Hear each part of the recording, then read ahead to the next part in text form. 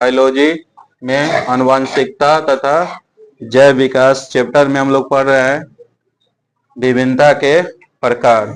ठीक है, क्या आज हम लोग का है बायोलॉजी में हम लोग का है चैप्टर क्या है आनुवंशिकता तथा जैव विकास में हम लोग बहुत सारा क्वेश्चन पढ़ लिए।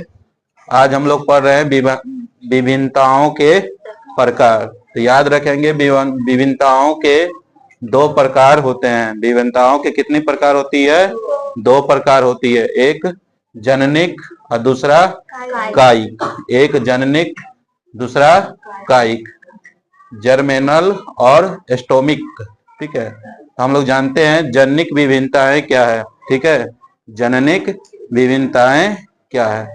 तो ऐसी विभिन्नताएं जनन कोशिकाओं, ठीक है, जर्म सेल से होने वाली परिवर्तन, जैसे इसके क्रोमोसोम की संख्या या संरचना में परिवर्तन, जिन गुणों में परिवर्तन के कारण होती है। ऐसी विभिन्नताओं एक पीढ़ी से दूसरी पीढ़ी में वंशागत होती है। इस कारण से जननिक विभिन्नताएं या आनुवंशिक जेनेटिक्स विभिन्नता भी कहलाती है, जैसे आंखों एवं बालों का रंग। फिर से समझिए, जननिक विभिन्नता ऐसी विभिन्नताएं जनन कोशिकाएं, कौन कोशिका? जनन कोशिकाओं में होने वाली परिवर्तन, जो जनन कोशिका में होने वाली परिवर्तन, मतलब जनन मतलब जन्म के समय जो होने वाली कोशिका में परिवर्तन, जैसे इनके क्रोमोसोम की संख्या। तो मनुष्य में क्रोमोसोम की संख्या कितना होता है?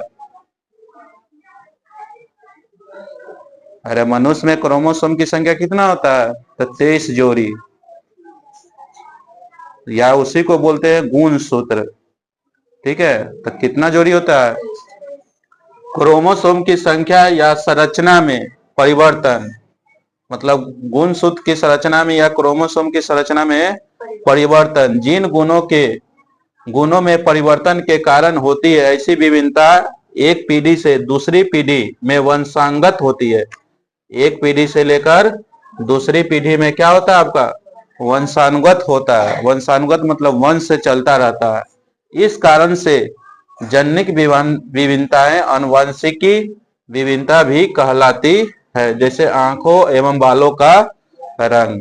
जैसे आंख किसी का अगर कोई है तो उसका एक पीढ़ी से अगर दूसरे पीढ़ी में भी हो सकता है, उसका आंख क्या हो सकता है? कुछ हो सकता है। बालों का रंग भी हो सकता है, किसी का अगर बाल भूरा है तो उसके आने वाले पीढ़ी में भी बाल कैसा हो सकता है? भूरा हो सकता है। तो उसे हम लोग क्या कहेंगे?